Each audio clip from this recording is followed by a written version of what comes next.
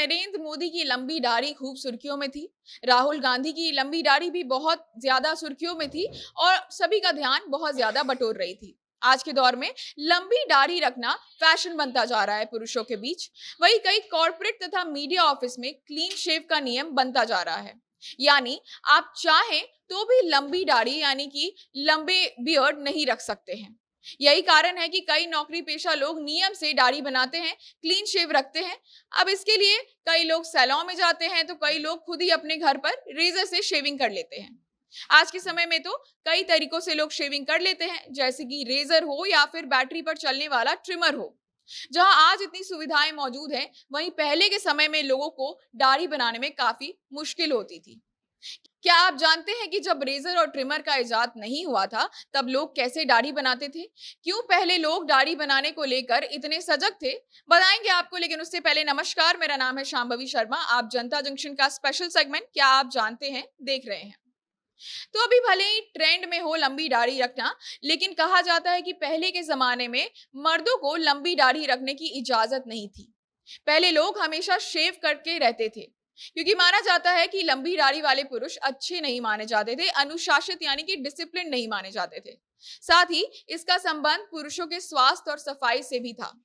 पहले के पुरुष दाढ़ी इसलिए नहीं बनाते थे कि उनका लुक यानी कि वो अच्छे दिखें, बल्कि इसलिए बनाते थे क्योंकि गर्मी के पसीने से बचने के लिए नियमित शेव करना जरूरी था, ताकि पसीने से दाढ़ी के नीचे की त्वचा यानी कि उनके चीक बोन्स पर कोई भी इंफेक्शन ना हो। अब चूंकि उस दौर में शेविंग करने के लिए कोई आधुनिक उपकरण तो थे नहीं, फिर आखिर दाढ़ी की शेविंग होती कैसे थी, तो ये भी जान लीजिए। रिपोर्ट्स के आधार पर 30,000 साल ईसा पूर्व के भी पहले बहुत पुराने पुराने गुफाओं में जो पुरुषों के चित्र और उनकी नक्काशी की हुई थी, उसमें वो हमेशा बिना दाढ़ी के दिखे, यानी कि क्लीन शेव दिखे। जो इस बात का सबूत है कि कितने सालों से पुरुषों ने क्लीन शेव रखना शुरू कर दिया था। और उस दौर में पुरुष किसी धारदार पत्थर को घिसकर उसे नुकीली यानी कि शार्प बनाते थे और फिर उसी से अपनी दाढ़ी बनाया करते थे, यानी कि शेविंग किया करते थे। कहा यह भी जाता है कि उस दौर के कई प्रजातियों के आदिवासी पीढ़ी आज भी पत्थर घिसकर अपनी दाढ़ी बनाते हैं।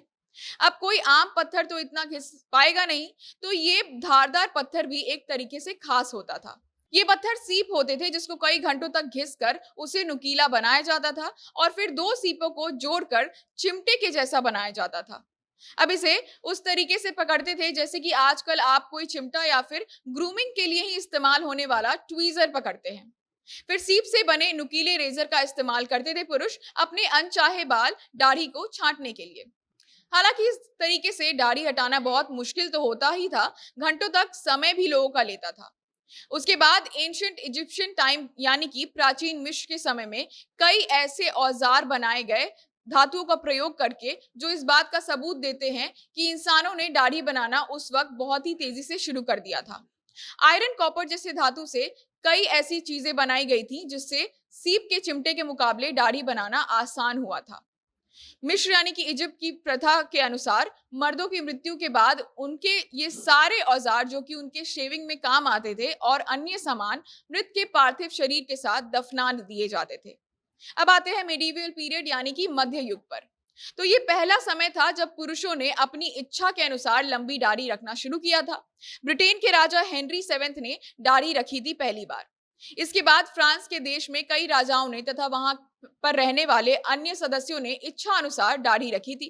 प्रसिद्ध रिपोर्ट के अनुसार साल 1969 में फ्रांस के एक नाई जिनका नाम था जीन जैक्वेस पेरेट, उन्होंने the art to learning to shave oneself journal में प्रकाशित की थी। उन्होंने साल 1760 में दुनिया का पहला स्ट्रेट रेजर बनाया था। उस रेजर में उन्होंने लकड़ी का गार्ड लगाया था ताकि लोगों को दाढ़ी बनाने में ज्यादा कटे या खून ना बहे। एक दिलचस्प फैक्ट के अनुसार अमेरिका में साल 1789 से लेकर 1861 के पहले 15 राष्ट्रपति क्लीन शेव में दिखे थे। इसी दौरान स्टील से बने रेजर काफी चर्चा में आ गए थे, क्योंकि लकड़ी से बने ब्लेड को हर इस्तेमाल के पहले काफी घिसना पड़ता था ताकि रेजर में धार आए। लेकिन लोगों को इससे परेशानी होने लगी और फिर स्टील का रेजर बनाकर मार्केट में उतारा गया, जो आगे चलकर बहुत ज्यादा प्रचलित हुआ।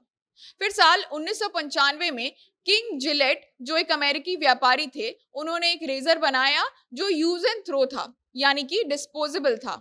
इन रेजर के ब्लेड को घिसने की जरूरत भी नहीं पड़ती थी और आज भी इस ब्रांड का रेजर बहुत ज्यादा बिकता है, जो पुरुषों और महिलाओं दोनों के बीच इस्तेमाल होता है। तो ये था लंबा सफर रेजर का, जहां पहले लोगों को कस्टम के तौर पर बड़ी मुश्किल से दाढ़ी बनानी पड़ती थी, वहीं अब तो कई लोग शौक में और ट्रेंड में दाढ़ी रखते हैं और जो बनाते भी हैं उनके पास कई विकल्प हैं, यानी कि वो अलग अलग तरीकों से दाढ़ी बनाते हैं, या तो सैलून में जाके या तो खुद से घर पर ट्रिमर या रेजर की सहायता से। अब इस वीडियो को यहीं समाप्त कर रहे हैं। वीडियो को सभी लोगों के साथ शेयर करना मत भूलिएगा। आप हमें फेसबुक पेज पर देख रहे हैं तो पेज को लाइक करिएगा, यूट्यूब पर देख रहे हैं तो चैनल को सब्सक्राइब करिएगा। साथ ही इंस्टाग्राम पर रील्स के माध्यम से जुड़े रहने के लिए वहां पर फॉलो करना मत भूलिएगा। कैमरा विशाल संभाल रहे थे, आप जनता जंक्शन देख रहे थे। बहुत बहुत धन्यवाद।